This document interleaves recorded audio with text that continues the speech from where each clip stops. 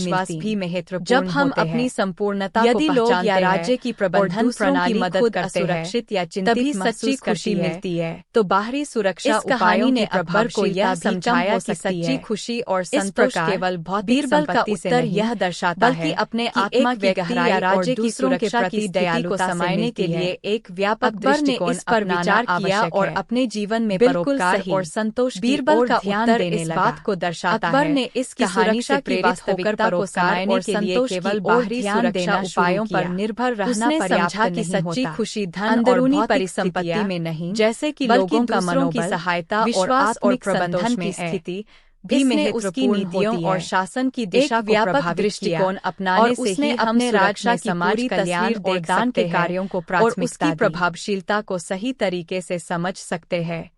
बिल्कुल। सुरक्षा का आकलन करने में बाहरी और अंदरूनी दोनों पहलुओं पर ध्यान देना आवश्यक है। इससे एक सटीक और व्यापक समझ प्राप्त होती है, जो सुरक्षा उपायों को प्रभावी ढंग से लागू करने में सहायक होती है।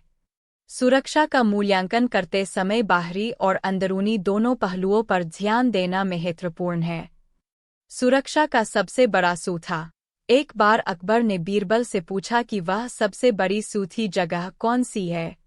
बीरबल ने तुरंत उत्तर दिया, आपकी सुरक्षा की सबसे बड़ी सूथी जगह हुकूमत के अंदर है, जहां आपके सबसे विश्वसनीय लोग होते हैं।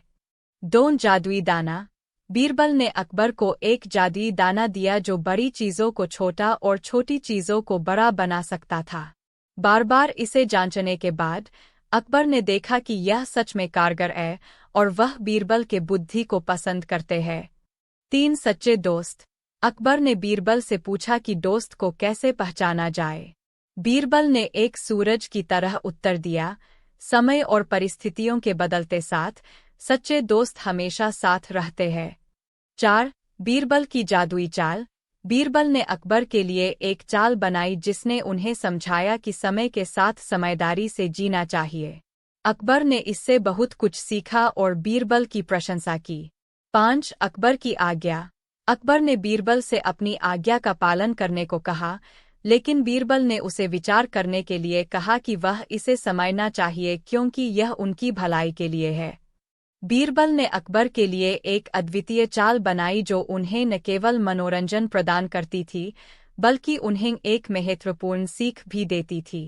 एक दिन अकबर ने बीरबल से पूछा कि एक ऐसी चाल बताएं जिससे वह अपने शत्रुओं को हरा सकते हैं, लेकिन बीरबल ने अपनी कुशलता के साथ उन्हें एक उल्टी सी चाल सुझाई।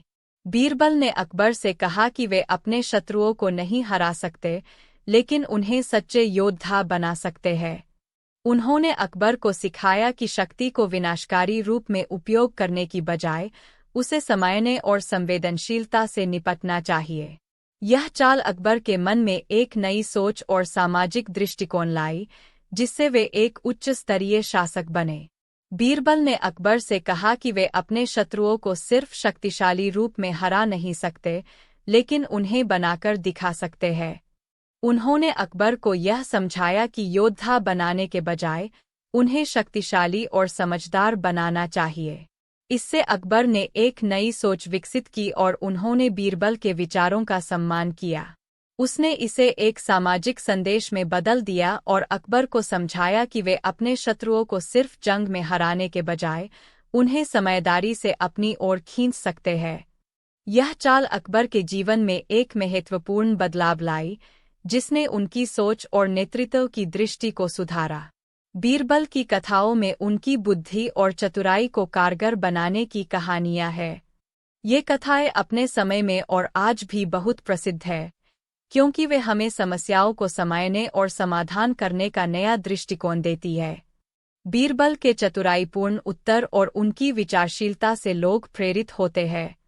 बीरबल की कथाएं वास्तव में बहुत ही प्रसिद्ध है और उन्हें लोग आज भी पसंद करते हैं। इन कहानियों में बीरबल की बुद्धि, चतुराई और अद्वितीय दृष्टिकोण को प्रकट किया गया है। वे समस्याओं के समाधान में नए और सोचने के तरीके दिखाते हैं, जिससे लोगों को प्रेरणा मिलती है।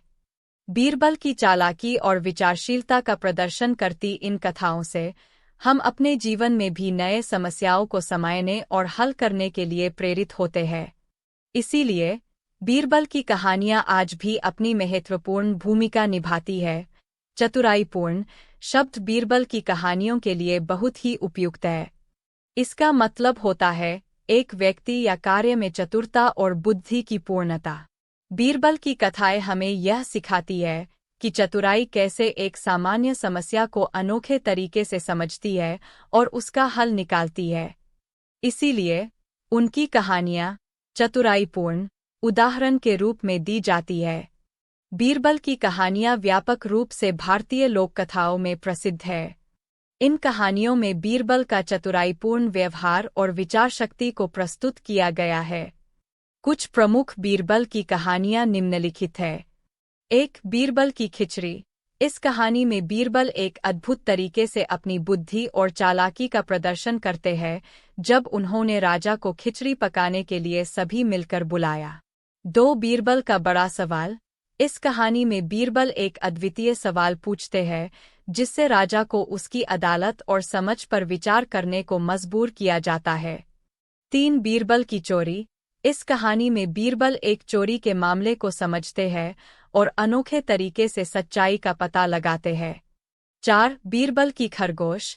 इस कहानी में बीरबल एक खरगोश के मामले को समझते हैं और राजा को सच्चाई का पता लगाने में मदद करते हैं। 5. बीरबल की गजब कहानियाँ। यह कहानी संग्रह बीरबल की विभिन्न रोचक कहानियों को संग्रहित करता है जो उनकी चतुराई और बुद्धि को प्रकट करती है। इन कहानियों के माध्यम से बीरबल की चतुराई, बुद्धि और अनुभव लोगों को नए सोचने के तरीके प्रस्तुत करते हैं और समस्याओं के समाधान में मदद करते हैं। इसलिए ये कहानियाँ आज भी प्रसिद्ध है और लोगों को प्रेरित करती है। बीरबल की चोरी एक प्रसिद्ध बीरबल की कहानी है जो उनकी चतुराई और बुद्धि को प्रकट करती है। इस कहानी में बीरबल के राज्य में एक चोरी होती है और राजा इसे समायने के लिए बीरबल से सहायता मांगते हैं। बीरबल ने यह तय किया कि चोर राजा के ही दरबार में है, लेकिन उन्हें सबूत की आवश्यकता थी। उन्होंने एक चालाक योजना बनाई जिसमें वे राजा को एक प्रकार की छल के जरिए चोरी के बारे में सूचना प्राप्त करवाते हैं। बीरबल ने राजा के समक्ष एक खास ब्रज का वर्णन किया और राजा से उसे समर्पित करने को कहा। ब्रज में बीरबल ने एक बड़ी मात्रा में सोने के सिक्के छिपा दिए।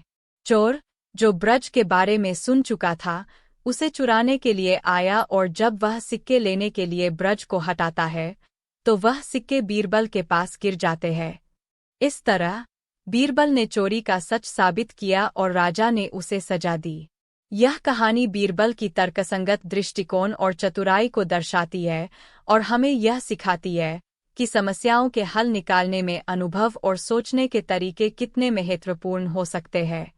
कहानी बीरबल की चोरी यह दर्शाती है कि समस्याओं के समाधान में विभिन्न तरीकों और दृष्टिकोणों की कितनी महत्वपूर्ण भूमिका होती है।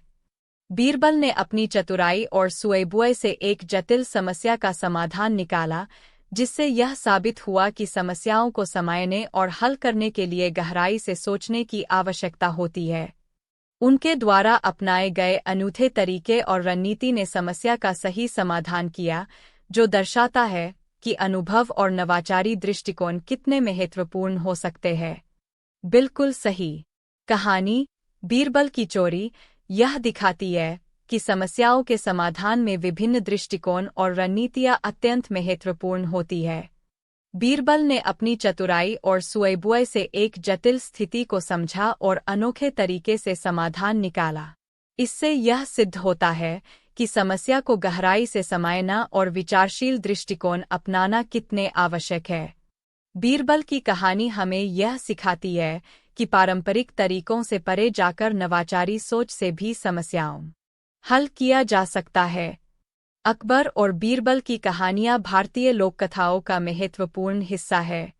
अकबर मुगल साम्राज्य के एक प्रमुख सम्राट और बीरबल उनके नवरत्नों में से एक के बीच की संवादात्मक कहानियाँ अक्सर बुद्धिमत्ता और हास्य से भरी होती है। यहाँ कुछ प्रमुख कहानियाँ हैं। एक चालाक व्यापारी। एक व्यापारी अकबर के पास आता है और दावा करता है कि उसके पास एक बहुत ही मूल्यवान हीरा है। बीरबल को यह चुनौती दी जाती है कि वे तय करें कि हीरा असली है या नकली। बीरबल अपनी सूझबूझ का उपयोग करके यह साबित कर देते हैं कि हीरा नकली है और व्यापारी की चालाकी का पर्दाफाश करते हैं। 2 सच्चा मित्र। अकबर और बीरबल एक दिन मिलते हैं और बीरबल से पूछते हैं कि सबसे अच्छा दोस्त कौन है। बीरबल ने अकबर को एक कहानी सुनाई जिसमें बताया गया कि सच्चा मित्र वह होता है जो कठिन परिस्थितियों में भी साथ रहे। इस तरह से बीरबल ने अकबर को दोस्ती की सही परिभाषा समझाई। 3 रात का खाना। अकबर एक बार बीरबल से पूछते हैं कि वह ऐसा खाना क्या है जो रात को खाया जा सकता है लेकिन दिन में नहीं। बीरबल ने जवाब दिया कि रात का खाना खुद रात में ही खाया जा सकता है, जबकि दिन में इसका कोई महत्व नहीं होता। इस कहानी से बीरबल की चतुराई और बुद्धिमत्ता का प्रमाण मिलता है। इन कहानियों के माध्यम से अकबर और बीरबल के बीच की बुद्धिमत्ता, सुअदबुआ और हास्य का प्रदर्शन किया गया है। हान, बीरबल ने अकबर को एक कहानी सुनाई थी जो सच्चे मित्र की परिभाषा को स्पष्ट करती है। कहानी इस प्रकार है। एक बार अकबर और बीरबल एक बगीचे में टहले रहे थे। अकबर ने बीरबल से पूछा, तुम्हारे अनुसार सबसे अच्छा दोस्त कौन है? बीरबल ने इसका जवाब देने के लिए एक कहानी सुनाई। एक गांव में एक बहुत ही अमीर आदमी और उसका गरीब मित्र रहता था। एक दिन अमीर आदमी की तबीयत खराब हो गई और उसे एक सर्जरी की जरूरत पड़ी। अमीर आदमी ने अपने गरीब मित्र को बुलाया और कहा, मेरे पास बहुत सारा धन है, लेकिन मैं इसे तुम्हें दे दूंगा अगर तुम मेरी सर्जरी का खर्च उठा सको। गरीब मित्र ने उसकी मदद करने का निर्णय लिया और उसने अपनी सारी संपत्ति बेच दी ताकि वह अपने मित्र की सर्जरी का खर्च उठा सके। सर्जरी सफल रही, लेकिन अमीर आदमी ने इलाज के बाद गरीब मित्र से मिलने से मना कर दिया और उसे अपना मित्र मानने से इनकार कर दिया। गरीब मित्र बहुत दुखी हुआ और उसने अपने संघर्ष के बारे में सोचा। कुछ दिनों बाद अमीर आदमी ने एक भयंकर संकट का सामना किया और तब उसके पास कोई भी उसकी मदद के लिए नहीं था। गरीब मित्र, जिसने अब भी अपनी मित्रता को महत्व दिया था, अमीर आदमी की मदद के लिए आया। अकबर ने कहानी सुनने के बाद बीरबल से पूछा, तो इस कहानी से हमें क्या सीखने को मिला? बीरबल ने जवाब दिया, सच्चा मित्र वह होता है जो कठिन समय में भी साथ रहे, न कि केवल जब सब कुछ ठीक हो। गरीब मित्र ने सच्ची मित्रता का उदाहरण प्रस्तुत किया, जबकि अमीर आदमी ने केवल स्वार्थी व्यवहार दिखाया। इस कहानी ने अकबर को यह समझाया कि सच्चा दोस्त वही होता है जो सच्चे दिल से आपकी मदद करता है, न कि केवल अच्छे समय में। अकबर ने बीरबल को एक बार एक कहानी सुनाई जिसमें वह बीरबल की चतुराई को परखना चाहते थे। कहानी इस प्रकार है। अकबर ने बीरबल से पूछा, बीरबल, तुम बता सकते हो कि एक आदमी कितनी आसानी से 1000 रुपये कमा सकता है? बीरबल ने सोचा और कहा, मुझे एक दिन का समय दो। अगले दिन बीरबल ने अकबर को एक छोटी सी कहानी सुनाई। एक गांव में एक गरीब किसान रहता था जो अपनी किस्मत को बदलने की कोशिश कर रहा था। एक दिन वह एक अमीर आदमी के पास गया और कहा, मुझे 1000 रुपये दो, मैं तुम्हें इसे वापस करूंगा। अमीर आदमी ने उसे मना कर दिया। किसान निराश होकर अपने घर लौटा और सोचा कि अब क्या किया जाए। फिर उसने गांव के लोगों से एक जादू की चाय के बारे में सुना जो किसी भी राशि को दोगुना कर सकती थी। उसने कुछ पैसे जुटाए और चाय खरीदने का फैसला किया। फिर किसान ने उस चाय को पीने के बाद जब भी वह किसी से पैसे मांगता, वह दोगुना कर जाता। अंततः किसान ने बहुत सारे पैसे जुटा लिए और अमीर आदमी को 1000 रुपये लौटा दिए। अकबर ने बीरबल से पूछा, क्या यह सच है? बीरबल ने कहा, नहीं, यह केवल एक कहानी है। असल में यह बताना चाहता है कि चमत्कारी तरीके से धन जुटाने का कोई सही तरीका नहीं होता। सही तरीका मेहनत और ईमानदारी से कमाना है। अकबर ने बीरबल की चतुराई की सराहना की और समझा कि वह बुद्धिमत्ता और समझदारी से ही समस्याओं का समाधान निकाल सकते हैं। बीरबल ने अकबर को कई बार चतुराई और बुद्धिमत्ता से भरी कहानियां सुनाई। एक प्रसिद्ध कहानी इस प्रकार है। सच्चे मित्र की पहचान। एक बार अकबर ने बीरबल से पूछा, तुम्हारे अनुसार सच्चा मित्र कौन होता है? बीरबल ने इस सवाल का जवाब देने के लिए एक कहानी सुनाई। एक गांव में एक गरीब लड़का और उसका एक अमीर मित्र रहते थे। गरीब लड़का बीमार पड़ गया और उसे इलाज की जरूरत पड़ी। अमीर मित्र ने वादा किया कि वह उसकी मदद करेगा, लेकिन जब गरीब लड़के की स्थिति गंभीर हो गई, अमीर मित्र ने बहाने बनाना शुरू कर दिया और आखिरकार उसकी मदद करने से मना कर दिया।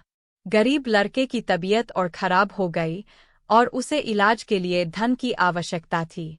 फिर एक दिन गरीब लड़का एक दूसरे गांव में गया और वहां एक और अमीर व्यक्ति से मदद मांगी। इस बार वह अमीर व्यक्ति न केवल उसकी मदद करता है बल्कि उसकी देखभाल भी करता है और उसे पूरी तरह ठीक कर देता है। जब गरीब लड़का ठीक हो गया तो उसने को अमीर व्यक्ति से कहा, मैं तुम्हारा बहुत आभारी हूँ, आपने मेरी जान बचाई। अमीर व्यक्ति ने जवाब दिया, सच्चा मित्र वही होता है जो मुश्किल समय में साथ दे और मदद करे, न कि सिर्फ अच्छे समय में।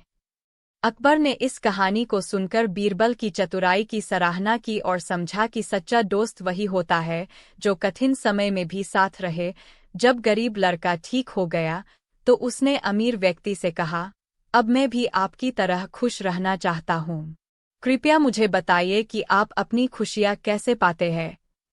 अमीर व्यक्ति ने जवाब दिया, खुशियाँ केवल धन से नहीं मिलती, बल्कि सच्ची खुशियाँ तब मिलती है जब हम अपनी संपूर्णता को पहचानते हैं और दूसरों की मदद करते हैं।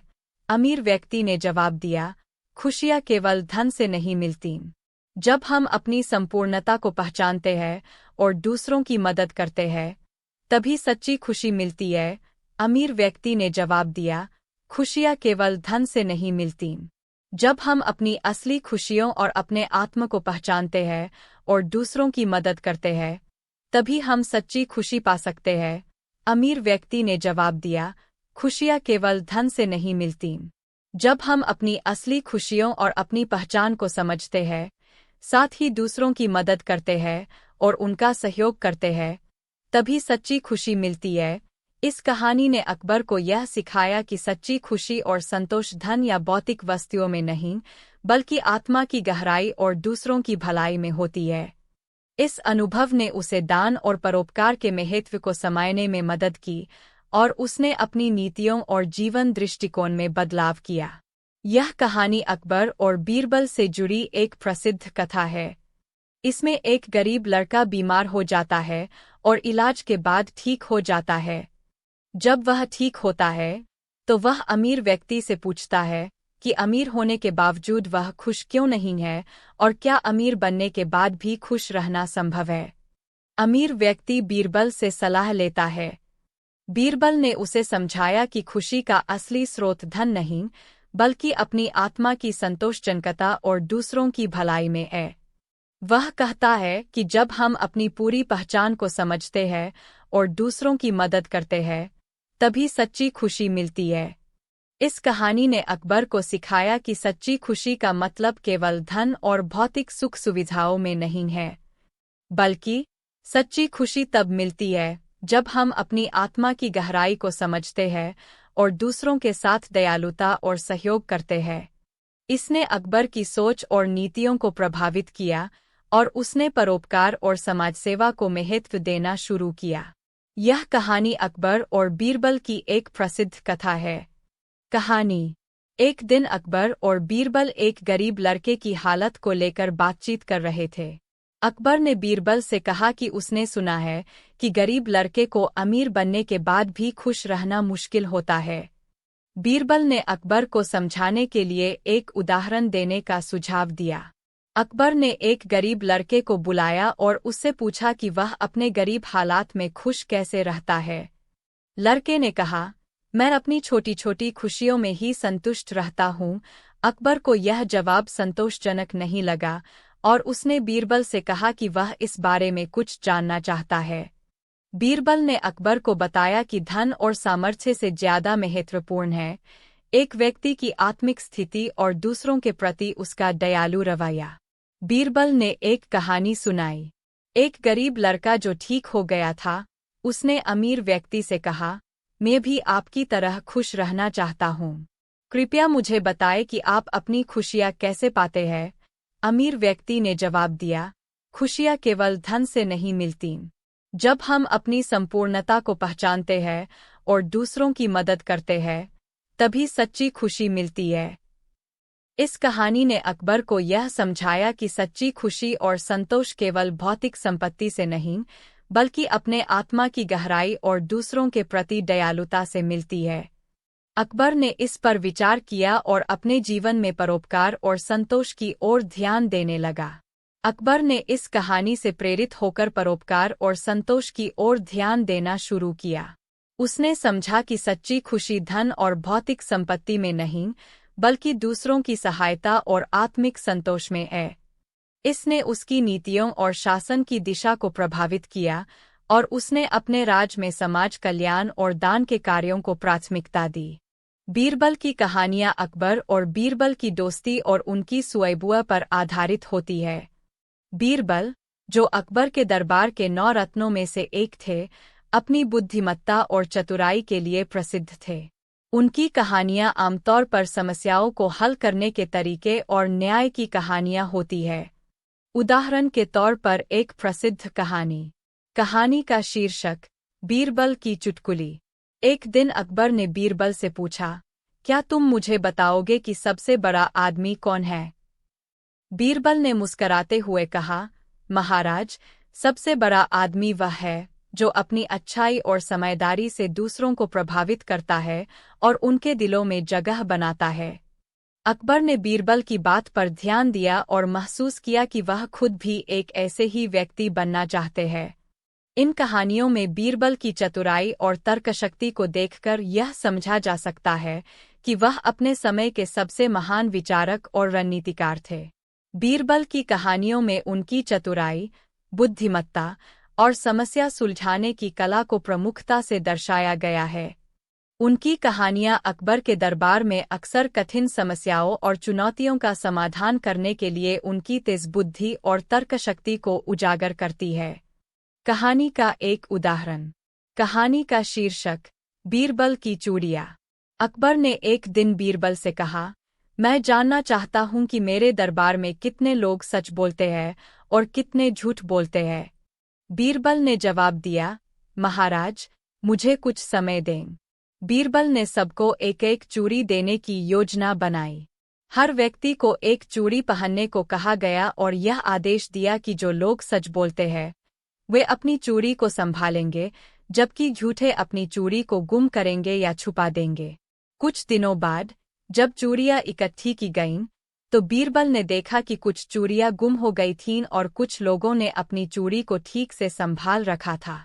इसके आधार पर बीरबल ने अकबर को बताया कि किस प्रकार से दरबार में कौन सच बोलता है और कौन झूठ। इस कहानी में बीरबल की चतुराई और उनकी समस्या सुलझाने की कला स्पष्ट रूप से प्रदर्शित होती है। उनकी सोच और तर्कशीलता ने उन्हें अकबर के दरबार का प्रिय और सम्मानित सलाहकार बना दिया। बीरबल की चूड़ियाँ।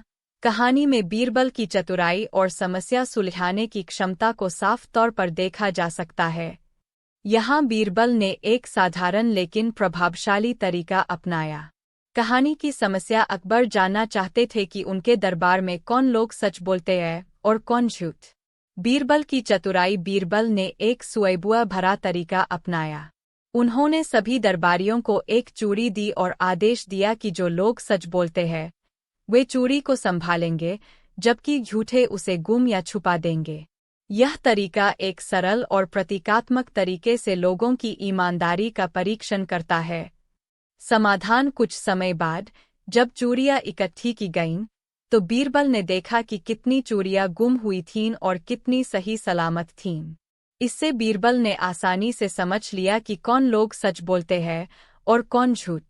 इस तरह बीरबल ने अपनी चतुराई और समझदारी से एक जटिल समस्या का समाधान किया, बिना किसी संघर्ष या विवाद के। उनकी इस बुद्धिमत्ता ने उन्हें अकबर के दरबार में एक अनमोल सलाहकार बना दिया। इस तरह बीरबल ने अपनी चतुराई और समझदारी से एक जटिल समस्या का समाधान किया। उन्होंने एक सरल लेकिन प्रभावी परीक्षण के माध्यम से दरबारियों की ईमानदारी का मूल्यांकन किया, जिससे अकबर को पता चल गया कि कौन सच बोलता है और कौन झूठ। बीरबल की यह सुअबुआ उनके तर्कशीलता और समस्या सुलझाने की क्षमता को दर्शाती है, जो उन्हें अकबर के दरबार में एक महत्वपूर्ण और सम्मानित सलाहकार बनाती है। जटिल समस्या का समाधान किया। उन्होंने एक सरल लेकिन प्रभावी परीक्षण के माध्यम से दरबारियों की ईमानदारी की जांच की। इस उपाय ने बिना किसी विवाद या संघर्ष के स्पष्ट रूप से यह दिखाया कि कौन सच बोलता है और कौन झूठ। बीरबल की यह चतुराई और रणनीति उनके बुद्धिमत्ता और समस्या सुलझाने की क्षमता को प्रदर्शित करती है। जटिल समस्या का समाधान किया। उन्होंने एक सरल और प्रभावी विधि अपनाई जिससे दरबारियों की ईमानदारी का मूल्यांकन आसानी से किया जा सका। इस तरीके से बीरबल ने बिना किसी विवाद या दुराग्रह के सटीक परिणाम प्राप्त किए, जो उनकी बुद्धिमत्ता और समस्या सुलझाने की क्षमता को दर्शाता है। जटिल समस्या का समाधान किया। उन्होंने एक सरल और प्रभावी विधि अपनाई जिससे दरबारियों की ईमानदारी का मूल्यांकन आसानी से किया जा सका। बीरबल ने इस तरीके से यह सुनिश्चित किया कि परीक्षण बिना किसी पक्षपात के निष्पक्ष रूप से हो, और उनकी चतुराई ने अकबर को सही जानकारी प्रदान की। इस प्रकार बीरबल ने अपनी बुद्धिमत्ता और समस्या सुलझाने की क्षमता का उत्कृष्ट उदाहरण पेश किया कि कैसे चतुराई और रणनीति के माध्यम से जटिल समस्याओं का समाधान किया जा सकता है। बीरबल ने अपनी सुअबुअ का उपयोग करके बिना किसी विवाद के दरबारियों की ईमानदारी का मूल्यांकन किया, जिससे यह साबित हुआ कि सरल उपाय भी बड़े मुद्दों को हल कर सकते हैं। उनकी यह क्षमता उन्हें एक कुशल और सम्मानित सलाहकार बनाती है। बीरबल की समस्या सुलझाने की यह कला उन्हें अकबर के दरबार में एक अमूल्य और प्रभावशाली व्यक्ति बनाती है। उनकी सुअबुअ और तर्कशक्ति ने उन्हें न केवल एक विश्वसनीय सलाहकार बल्कि एक बुद्धिमान नेता के रूप में भी स्थापित किया। बिल्कुल सही। बीरबल की समस्या सुलझाने की कला और उसकी सुअबुअ उन्हें अकबर के दरबार में एक कुशल और सम्मानित सलाहकार बनाती है। उनकी तर्कशक्ति और चतुराई ने उन्हें न केवल एक विश्वसनीय सलाहकार बल्कि एक बुद्धिमान और प्रभावशाली नेता के रूप में भी स्थापित किया। उनकी कहानियां आज भी उनकी बुद्धिमत्ता और परिपक्वता को दर्शाती है। बिल्कुल सही। बीरबल की चतुराई और समस्या सुलझाने की क्षमता उन्हें अकबर के दरबार में एक महत्वपूर्ण और प्रभावशाली सलाहकार बनाती है। उनकी सुअबुअ और तर्कशक्ति ने उन्हें न केवल एक विश्वसनीय सलाहकार बल्कि एक कुशल और सम्मानित नेता के रूप में भी स्थापित किया। उनकी कहानियां आज भी उनकी अद्वितीय बुद्धिमत्ता और प्रभावशाली नेतृत्व की मिसाल है। बिल्कुल सही। बीरबल की चतुराई और समस्या सुलझाने की क्षमता ने उन्हें अकबर के दरबार में एक अनमोल सलाहकार बना दिया। उनकी सुअबुअ और रणनीतिक दृष्टिकोण ने उन्हें न केवल एक विश्वसनीय सलाहकार बल्कि एक प्रभावशाली और सम्मानित नेता भी स्थापित किया। उनकी कहानियां आज भी उनकी अद्वितीय बुद्धिमत्ता और प्रभावशाली नेतृत्व की मिसाल प्रस्तुत करती है। बीरबल की चतुराई और समस्या सुलझाने की कला ने उन्हें अकबर के दरबार में एक प्रमुख सलाहकार बना दिया। उनकी सुअबुअ और रणनीतिक दृष्टिकोण ने उन्हें न केवल एक विश्वसनीय सलाहकार बल्कि एक प्रभावशाली और सम्मानित नेता भी स्थापित किया। उनकी कहानियां उनकी बुद्धिमत्ता और तर्कशीलता का प्रमाण है, जो आज भी प्रेरणा का स्रोत है। बीरबल की चतुराई और समस्या सुलझाने की कला ने उन्हें अकबर के दरबार में एक अमूल्य सलाहकार बना दिया। उनकी सुअबुअ और तीक्ष्ण तर्कशीलता ने उन्हें न केवल एक विश्वसनीय सलाहकार बल्कि एक प्रभावशाली और सम्मानित नेता भी स्थापित किया। उनकी कहानियां आज भी उनकी विशिष्ट बुद्धिमत्ता और कुशलता का प्रमाण है। अकबर के दरबार में एक अमूल्य सलाहकार बना दिया। उनकी चतुराई और समस्या सुलझाने की कला ने उन्हें न केवल दरबार का महत्वपूर्ण हिस्सा बनाया बल्कि एक ऐसे व्यक्ति के रूप में स्थापित किया जिसकी बुद्धिमत्ता और समझदारी की गहराई ने अकबर के शासन को और भी सशक्त बनाया। सलाहकार बना दिया। बीरबल की चतुराई और समस्याओं को सुलझाने की क्षमता ने उन्हें अकबर के दरबार में एक अमूल्य सलाहकार के रूप में स्थापित किया। उनकी बुद्धिमत्ता और सुअबुअ ने उन्हें अकबर के विश्वासपात्र और प्रभावशाली सलाहकार बना दिया, जिनकी सलाह और निर्णय दरबार की गतिविधियों में महत्वपूर्ण भूमिका निभाते थे। सलाहकार बना दिया। बीरबल की चतुराई और समस्याओं को सुलझाने की कला ने उन्हें अकबर के दरबार में एक अमूल्य सलाहकार बना दिया। उनकी सुअबुअ और तर्कशक्ति ने उन्हें दरबार की जटिल समस्याओं के समाधान में दक्ष बनाया, जिससे वे अकबर के सबसे विश्वसनीय और प्रभावशाली सलाहकार बन गए। में दक्ष बनाया, जिससे वे अकबर के सबसे विश्वसनीय और प्रभावशाली सलाहकार बन गए। उनकी चतुराई और समस्या सुलझाने की क्षमता ने दरबार में उनकी स्थिति को मजबूत किया और उन्हें अकबर के निर्णयों में महत्वपूर्ण भूमिका निभाने योग्य बना दिया। को अमीर व्यक्ति से कहा, मैं तुम्हारा बहुत आभारी हूँ, आपने मेरी जान बचाई। अमीर व्यक्ति ने जवाब दिया, सच्चा मित्र वही होता है जो मुश्किल समय में साथ दे और मदद करे, न कि सिर्फ अच्छे समय में। अकबर ने इस कहानी को सुनकर बीरबल की चतुराई की सराहना की और समझा कि सच्चा दोस्त वही होता है जो कठिन समय में भी साथ रहे। जब गरीब लड़का ठीक हो गया तो उसने अमीर व्यक्ति से कहा, अब मैं भी आपकी तरह खुश रहना चाहता हूँ। कृपया मुझे बताइए कि आप अपनी खुशियाँ कैसे पाते हैं। अमीर व्यक्ति ने जवाब दिया, खुशियाँ केवल धन से नहीं मिलतीं, बल्कि सच्ची खुशियाँ तब मिलती है जब हम अपनी संपूर्णता को पहचानते हैं और दूसरों की मदद करते हैं। अमीर व्यक्ति ने जवाब दिया, खुशियाँ केवल धन से नहीं मिलतीं। जब हम अपनी संपूर्णता को पहचानते हैं और दूसरों की मदद करते हैं, तभी सच्ची खुशी मिलती है। अमीर व्यक्ति ने जवाब दिया, खुशियाँ केवल धन से नहीं मिलतीं। जब हम अपनी असली खुशियों और अपने आत्मा को पहचानते हैं और दूसरों की मदद करते हैं, तभी हम सच्ची खुशी पा सकते हैं। अमीर व्यक्ति ने जवाब दिया, खुशियाँ केवल धन से नहीं मिलतीं। जब हम अपनी असली खुशियों और अपनी पहचान को समझते हैं, साथ ही दूसरों की मदद करते हैं और उनका सहयोग करते हैं, तभी सच्ची खुशी मिलती है। इस कहानी ने अकबर को यह सिखाया कि सच्ची खुशी और संतोष धन या भौतिक वस्तुओं में नहीं, बल्कि आत्मा की गहराई और दूसरों की भलाई में होती है। इस अनुभव ने उसे दान और परोपकार के महत्व को समझने में मदद की और उसने अपनी नीतियों और जीवन दृष्टिकोण में बदलाव किया। यह कहानी अकबर और बीरबल से जुड़ी एक प्रसिद्ध कथा है। इसमें एक गरीब लड़का बीमार हो जाता है और इलाज के बाद ठीक हो जाता है। जब वह ठीक होता है तो वह अमीर व्यक्ति से पूछता है कि अमीर होने के बावजूद वह खुश क्यों नहीं है और क्या अमीर बनने के बाद भी खुश रहना संभव है। अमीर व्यक्ति बीरबल से सलाह लेता है। बीरबल ने उसे समझाया कि खुशी का असली स्रोत धन नहीं, बल्कि अपनी आत्मा की संतोषजनकता और दूसरों की भलाई में है। वह कहता है कि जब हम अपनी पूरी पहचान को समझते हैं और दूसरों की मदद करते हैं, तभी सच्ची खुशी मिलती है। इस कहानी ने अकबर को सिखाया कि सच्ची खुशी का मतलब केवल धन और भौतिक सुख सुविधाओं में नहीं है, बल्कि सच्ची खुशी तब मिलती है जब हम अपनी आत्मा की गहराई को समझते हैं और दूसरों के साथ दयालुता और सहयोग करते हैं। इसने अकबर की सोच और नीतियों को प्रभावित किया और उसने परोपकार और समाजसेवा को महत्व देना शुरू किया। यह कहानी अकबर और बीरबल की एक प्रसिद्ध कथा है। कहानी। एक दिन अकबर और बीरबल एक गरीब लड़के की हालत को लेकर बातचीत कर रहे थे। अकबर ने बीरबल से कहा कि उसने सुना है कि गरीब लड़के को अमीर बनने के बाद भी खुश रहना मुश्किल होता है।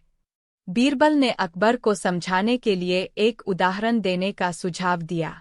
अकबर ने एक गरीब लड़के को बुलाया और उससे पूछा कि वह अपने गरीब हालात में खुश कैसे रहता है। लड़के ने कहा, मैं अपनी छोटी छोटी खुशियों में ही संतुष्ट रहता हूँ। अकबर को यह जवाब संतोषजनक नहीं लगा और उसने बीरबल से कहा कि वह इस बारे में कुछ जानना चाहता है। बीरबल ने अकबर को बताया कि धन और सामर्थ्य से ज्यादा महत्वपूर्ण है एक व्यक्ति की आत्मिक स्थिति और दूसरों के प्रति उसका दयालु रवैया। बीरबल ने एक कहानी सुनाई। एक गरीब लड़का जो ठीक हो गया था, उसने अमीर व्यक्ति से कहा, मैं भी आपकी तरह खुश रहना चाहता हूँ। कृपया मुझे बताएं कि आप अपनी खुशियाँ कैसे पाते हैं। अमीर व्यक्ति ने जवाब दिया, खुशियाँ केवल धन से नहीं मिलतीं। जब हम अपनी संपूर्णता को पहचानते हैं और दूसरों की मदद करते हैं, तभी सच्ची खुशी मिलती है। इस कहानी ने अकबर को यह समझाया कि सच्ची खुशी और संतोष केवल भौतिक संपत्ति से नहीं, बल्कि अपने आत्मा की गहराई और दूसरों के प्रति दयालुता से मिलती है। अकबर ने इस पर विचार किया और अपने जीवन में परोपकार और संतोष की ओर ध्यान देने लगा। अकबर ने इस कहानी से प्रेरित होकर परोपकार और संतोष की ओर ध्यान देना शुरू किया। उसने समझा कि सच्ची खुशी धन और भौतिक संपत्ति में नहीं, बल्कि दूसरों की सहायता और आत्मिक संतोष में है। इसने उसकी नीतियों और शासन की दिशा को प्रभावित किया और उसने अपने राज्य में समाज कल्याण और दान के कार्यों को प्राथमिकता दी। ही संपादन कर्म। यह राजदरबार है। गुप्तचर बराबर लगे रहते हैं। कहीं यह सुराख बेगमों को लग गई तो फिर काम होना असंभव हो जाएगा। वे बादशाह को ऐसी गुप्त कोठरी में छिपा देंगी कि वहां तक मेरा पहुंचना ही कठिन हो जाएगा। फिर एक कवि की ऐसी युक्ति भी है, कोल करे सो आज कर, आज करे सो अब, पल में परलय होएगो, बहुरी करोगे कब। गंग का ऐसा विचार करना झूठा नहीं था, वह बेगमों के नस नस से वाकिफ था, दूसरे स्त्रियों के भेदभावों का पूर्ण ज्ञाता भी था। प्रातःकाल ही अपने कार्य साधन का निश्चित कर जब अर्धरात्रि का अमला आया तो अपनी पोशाक बदल कर भयावनी सूरत बना ली। दिन में ही एक काला बुर्का और एक हाथ भर की ऊंची काली टोपी सिलवा कर दुरुस्त करवा लिए था। जब मध्य रात्रि आई तो बुर्का और टोपी को धारण कर हाथ में एक मोटा सा लड्डू बांध घर से बाहर निकला। एक हाथ में माला भी लटक रही थी। उसने अपनी सूरत राक्षस की बनाई थी। रास्ते में लोगों से साक्षात्कार न हो जाए इस भय से हत्ता बरता निर्धारित स्थान की तरफ अग्रसर हुआ। जनाने बाग के द्वार पर पहुंचकर आगा पीछा सोचने लगा। उसके मन में यह समाई कि अगर सदर फाटक से चलता हूं तो निश्चय है कि पहरे वालों से मुठभेड़ हो जाएगी। अतएव गुप्तद्वार से चलने में ही कल्याण। 186। अकबर बीरबल विनोद। तत्काल बादशाह को महल से निकाल लाने का उपाय करो। गंग बोला, मैं दीवान बीरबल और राजा टोडरमल प्रभृत सभी दरबारियों से आग्रहपूर्वक निवेदन करता हूं कि इस समय मेरा दिल और दिमाग काम नहीं करता है, अतएव इस समय यश प्राधि के लिए कोई दूसरा दरबारी बीरा उठावे। मेरी सम्मति में तो ऐसा आता है कि बीरबल मानसिंह टोडरमल और खानखाना प्रभृत कोई भी दरबारी इस काम का भार अपने सिर ले तो अति उत्तम हो। राजा टोडरमल बड़ी चिंता में पड़ गए। उन्होंने विचार किया कि जिस बात को हम लाख घंटों परिश्रम कर इतने ऊंचे पहुंचाया था वह थोड़े ही में गिरना चाहती है। यदि सचमुच में गिर ही गई तो यह आज की सभा निष्फल हो जाएगी। उन्होंने कहा, जो काम जिसके करने का है वही उसके करने का असली हकदार है। कविवर, यह काम कवियों का है, इसे की दूसरा नहीं कर सकता। गंग कवि इस बार बिल्कुल निरुत्तर हो गया। असल में बात भी सही थी। सही के आगे हर एक विचारवान पुरुष को झुकना पड़ता है। उसने हामी भर लो और बोला, चाहे जैसे भी हो अब बादशाह को जनाने महल से बाहर निकाल कर ही दम लूंगा। समस्त दरबारी आनंद विह्वल हो गए। इस खुशखबरी के उपलक्ष्य में सबों ने ईश्वर पूजा करने की मनौती मानी। इसके पश्चात सभा का काम बंद हुआ। लोग दूसरे कार्यों का संभाल करने लगे। उधर गंग की और ही हालत थी। उसने विचार किया कि अकबर वीरबल विनो रक्षा की होगी, यहाँ तो समस्त भारत को काल की गाल से बचाना है। आप धैर्य से काम लें, कामयाबी आपके ही द्वारा हासिल होगी। इस महान पुण्य का भागी होना विधाता ने आप ही के कर्म में लिखा है। बीरबल गंग को प्रोत्साहित करने के लिए फिर बोला, हमारे कवि सम्राट तो सदा से सूरमा है, इस बार न जाने क्यों इनका मन कदा रहा है। क्या राज का प्रबंध उलटने वाला तो नहीं है? अच्छा, भावी बड़ी प्रबल होती है। गंग से चुप न रहा गया। वे बोले, दीवान साहब अब कुछ न कहो, आपके बोलने से मेरा कलेजा फड़कने लगता है। आपने कोई जादूगरी तो नहीं सीख रखी है, या आपकी बानी में कोई मोहनी शक्ति तो नहीं घुसी हुई है? मैं आपकी बातें सुनते ही आपके फेर में आ जाता हूँ। टोडरमल ने कहा, देखो गंग, मोहनी सोहनी कहना तो टाल मटोल की बातें हैं। अब आपको अपना विचार स्पष्ट कर देना चाहिए, या तो हाँ करो व नहीं करके सारा बखेड़ा दूर कर दो। गंग बोले, क्या खूब, आप सब लोग एक मत होकर मेरे पीछे पड़ गए हैं, परंतु स्मरण रखना कि इस बार प्राण लेने देने की बारी है। जब सर कटाने की दशा उपस्थित होगी तो क्या उस समय भी मेरी रक्षा करोगे? बीरबल ने सबको इशारा किया, जिस कारण सब सभासद एक साथ हामी भरने को तैयार हो गए। बीरबल कविवर आपका एहसान इस सभास्तों पर सबसे बढ़कर होगा। क्या इतने लोगों के कहने पर बादशाह विचार नहीं करेंगे? टोडरमल ने कहा। गंगजी अब 187। अकबर बीरबल विनो दन के लिए अग्रसर होइए। गंग बोले, क्या खूब जान पड़ता है कि आप लोग मेरा ही प्राण लेने को उद्यत हुए हैं। खानखाना अब तक चुप्पी साधे हुए था, परंतु गंग को कचरियाते देखकर बोला, गंगजी, इसमें आपके लिए कोई भय करने की बात नहीं है। यदि बादशाह क्रोधित भी रहेंगे तो आपकी तरफ देखते ही पानी दो हो जाएंगे। यह कोई साधारण काम नहीं है, इससे आपको एक बड़ा एहसान मिलेगा। गंग बोला, क्या आप लोग उन बेगमों को कुछ कम समझते हैं जो बादशाह को अपने प्रेम फांस में जकड़ कर आज 10 महीनों से गुम किए हुए हैं? यदि वे मुझसे रुष्ट होकर बादशाह को उल्टा सीधा समझा देंगी तो बादशाह मेरी जान लेने पर उतारू हो जाएंगे। मेरे बाल बच्चे बिलबिला कर बेमौत मरेंगे।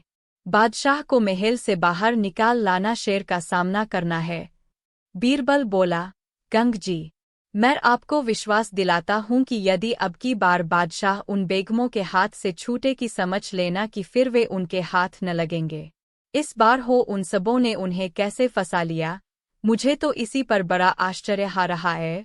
अब राजा टोडरमल की बारी आई। वे बोले, कविवर, आपको हतोत्साह होना शोभा नहीं देता। यह काम कवियों का ही है कि दूसरों को उत्साह देते हुए लड़ाई में स्वयं अपना प्राण भी विसर्जन कर देना। इसके अनेकों प्रमाण पुस्तकों में भरे पड़े हैं। लड़ाई में प्राण देकर हमारे प्राचीन कवियों ने केवल थोड़े से आदमियों की जीवन। अकबर बीरबल बिना वीरबल ने एकत्रित मनलों से कहा, आप लोगों की अनुमति प्राप्त कर मैं एक बार पुनः बादशाह से मिलना चाहता हूँ। कृपा कर मुझे फिर बादशाह के समीप ले चलें। उन लोगों ने मछली का पेट फाड़ते समय कुछ निकलते हुए अवश्य देखा था, पर क्या निकला सो कोई नहीं जानता था। वे बड़ी प्रसन्नता से कर्मचारियों के सहारे बीरबल को बादशाह के पास ले गए। बीरबल को अपने समीप आते हुए देखकर बादशाह ने अनुमान किया, हो न हो बीरबल डरकर अब उद्योग की प्रधानता स्वीकार करने के लिए मेरे पास आ रहा हो, परंतु अब मैं अपनी आज्ञा भंग न करूंगा। इसीलिए इसके पहले ही मैंने उसे कई बार मौका दिया था, परंतु उस समय उसने मेरी बातों पर कुछ भी ध्यान नहीं दिया। बीरबल पास पहुंचकर बादशाह को सलाम किया। तब बादशाह ने कहा, बीरबल, अब तुम्हारा प्रयास करना वृथा है। इस समय चाहे तुम उद्योग की प्रधानता मान भी लो, परंतु मैं अपनी आज्ञा रद्द नहीं करूंगा। बीरबल ने कहा, प्रभु, जरा पहले मेरी बातें सुन लें। मैं उद्योग की प्रधानता मानने नहीं आया हूँ। बादशाह ने कहा, अच्छा कहो। तब बीरबल बोला, आपको अंगूठी देने आया हूँ, इसे पहन लीजिए। बादशाह ने उसे हाथ में लेकर देखा तो सचमुच वही राजमुहर वाली अंगूठी थी। उन्हें बड़ा आश्चर्य हुआ, क्योंकि वे उसे जमुना के अगाध जल में फेंक आए थे। कई बार खूब उलट पलट कर देखा, जब उसके निस्वत कुछ ही नहीं बल्कि नितांत असंभव है। अब बोरबल की जान नहीं बच सकती, परंतु बीरबल ने कुछ जवाब नहीं दिया। वह चुपचाप बैठा रहा। नाव किनारे पर आ लगी।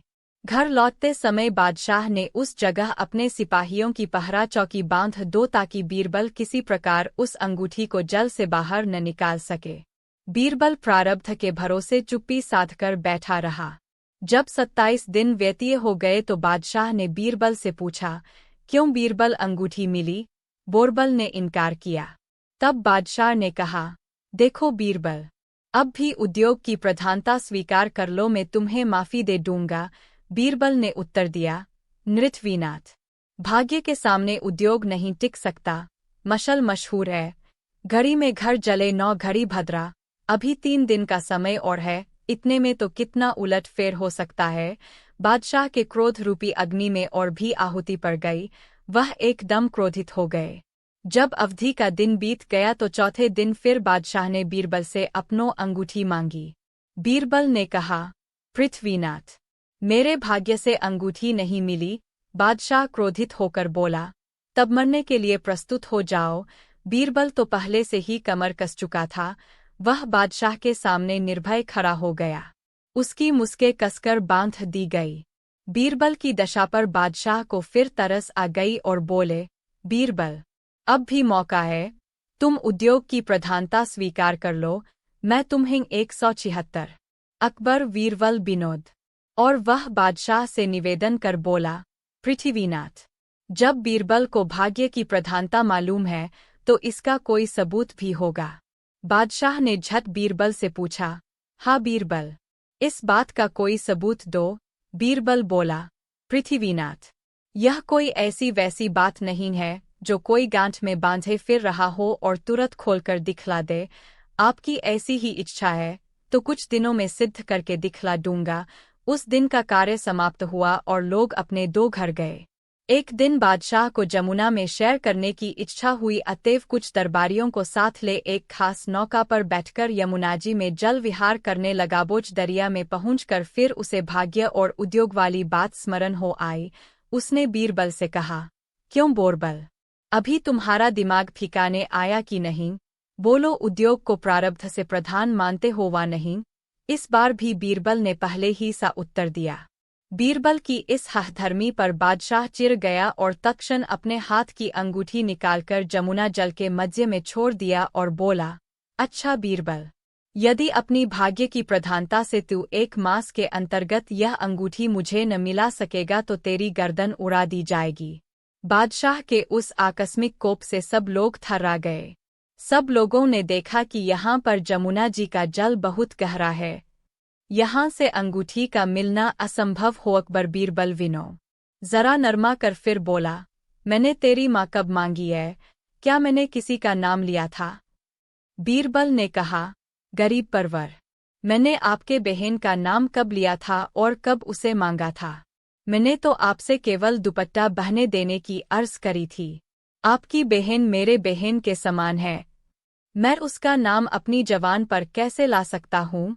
बादशाह को आगे बढ़ने का कोई मार्ग नहीं मिला, अतएव खामोश रह गया। भाग्य बड़ी है कि उद्योग।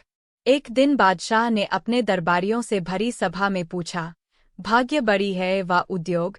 सब दरबारियों ने एक मत होकर बतलाया, पृथ्वीनाथ, उद्योग बड़ा है। परंतु बीरबल की राय सबसे भिन्न थी। वह अपनी तरफ से अकेला होकर बोला, महाराज, मेरी सम्मति से भाग्य बड़ी है।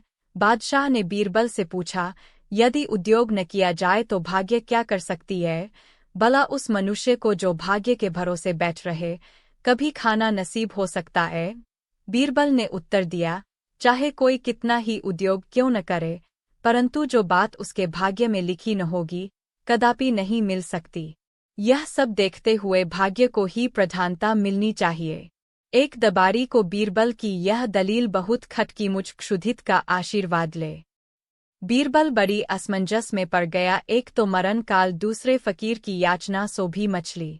वह बोला, शाह साहब, आपको ज्ञात होना चाहिए कि मैं एक कुलीन ब्राह्मण हूँ। हम लोग अपने चौके में मछली मांस का प्रयोग नहीं करते, फिर आपको क्यों कर खिलाओ?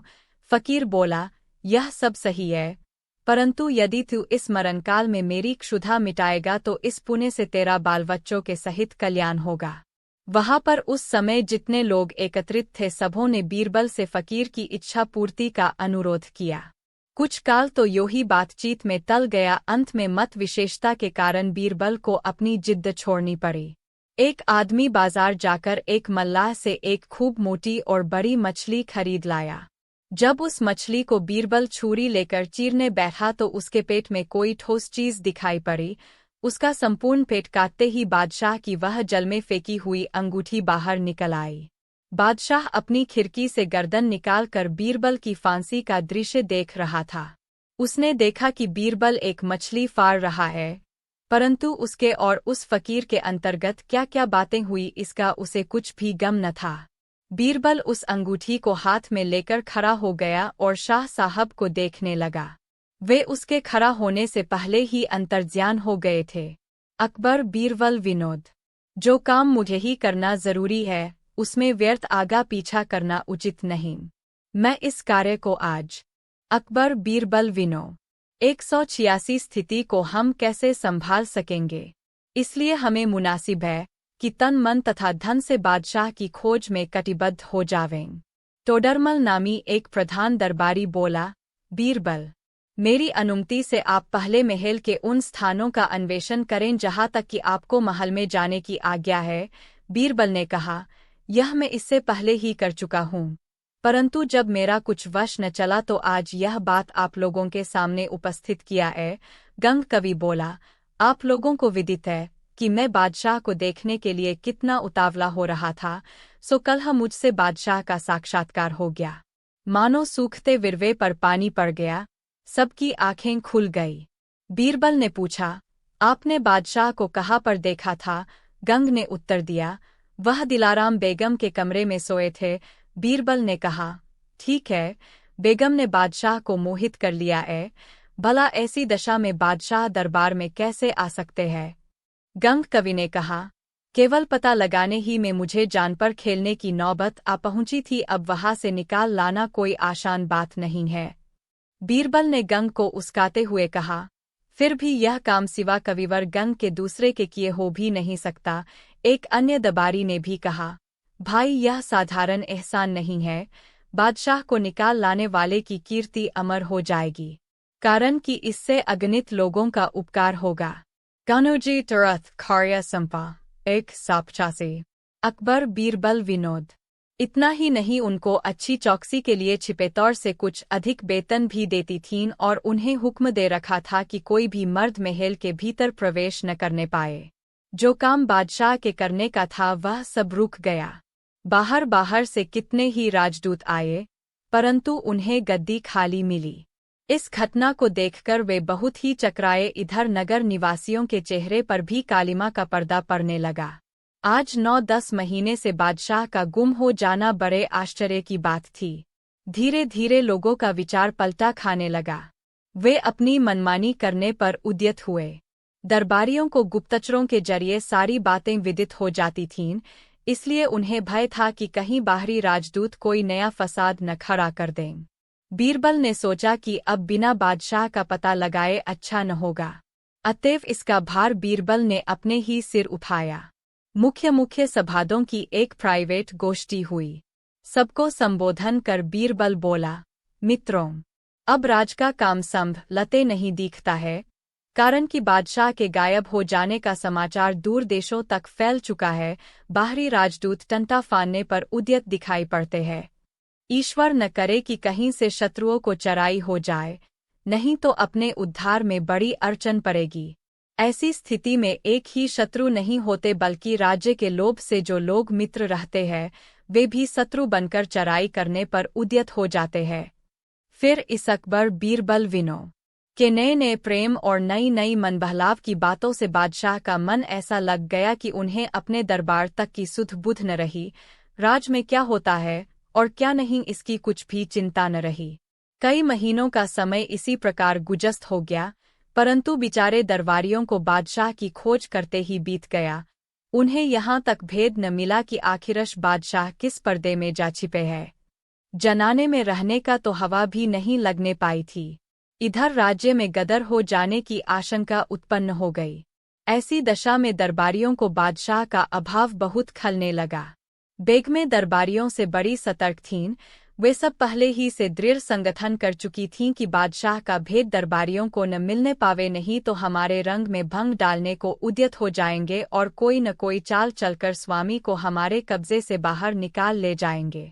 बादशाह प्रेम पास में ऐसे जकड़ गए थे कि उन्हें इतना भी गम नहीं था कि कहाँ सुबह हो रहा है और कहाँ शाम। बेगमों को अन्य दरबारियों से तो उतनी चिंता न थी, परंतु बीरबल और गंग कवि का उन्हें बराबर खटका बना रहता था। उनको विश्वास था कि यदि इन दोनों में से एक को भी किसी प्रकार से बादशाह का महल में होना विदित हो जाएगा तो ये हाथ मारकर बादशाह को हमारे कब्जे से बाहर निकाल ले जाएंगे। इसलिए उन्होंने अपनी सहचरियों और पहरे के सिपाहियों को खूब सावधान कर दिया था। अकबर बीरबल विनोद। 98 दिन रात कैसे कटे, क्या हम पशु के समान बंधी पड़ी रहे? तब एक दूसरी बेगम बोली, प्रभु, आपकी न्यायगृहता सब पर विदित है। आप अपने छोटे से छोटे कर्मचारियों की प्रार्थनाएं सुनते हैं, तो क्या कारण है कि हम लोगों की न सुनेंगे? चाहे जो हो, आज तो हम आपको यहाँ से हिलने न देंगी। आगे हमारा प्रारब्ध जाने से ही करना भूल है, पर हम लोगों की बिना आज्ञा लिए आप कैसे जाएंगे? तीसरी बेगम मुस्कराती और नेत्रों का बाण चलाती हुई बोली, आप लोग भी क्या है, हमारे स्वामी अपनी दयालुता के लिए विश्वविख्यात है। ये अब हमारी प्रार्थनाओं को मानकर आज से हम लोगों का साथ छोड़कर कहीं न जाएंगे। यदि तुम लोगों को मेरी बातों का विश्वास न हो तो मैं शर्त लगाने के लिए तैयार हूँ। जिसका जी चाहे मुझसे आकर हाथ मारे। चौथी बेगम हाव भाव दिख लाकर बोली, बहनों, स्वामी जी तो नहीं करते ही नहीं है, आप लोग इतना आग्रह क्यों करती है? मौन स्वीकृति लक्षणम, उत्तर न देना ही स्वीकार कर लेना है। बादशाह इन स्त्रियों के नेत्र कटाक्ष और हाव भाव में बंध